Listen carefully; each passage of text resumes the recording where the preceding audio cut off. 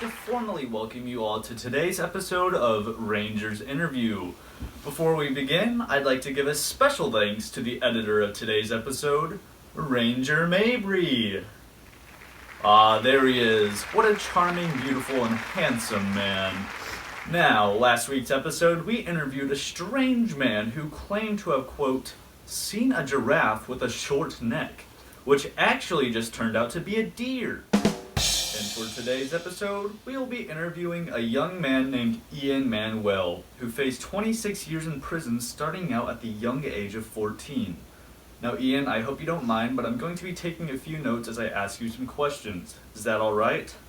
Sure. Great to hear. Alright, to start right off, our first question is, how did you wind up in solitary confinement? Well, it's a couple reasons I ended up in solitary confinement. So first of all, I was placed in solitary confinement my first day in prison based on my age and my size. So the whole idea was basically to protect you? Yeah, initially. Then after 3 weeks at the reception center, I was transferred to adult prison at 14 and given all the responsibilities of an adult. In prison, their way of punishing you is to put you in solitary confinement. And these officers, they would yell at me and I'd yell back, and I found myself at age 15 placed in long-term solitary confinement, a place I would stay for 18 consecutive years. Goodness, that is a hard life to imagine. Can we possibly understand what solitary confinement is like?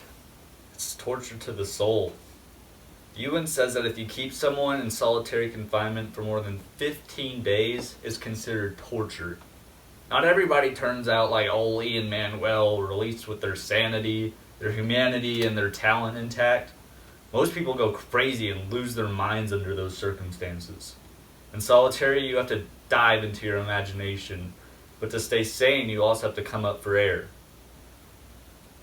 For people who reality is too painful, well, they stay beneath the surface. That truly does sound hellish, and I'm very grateful that you were able to pull through it so that you can share your story with us today.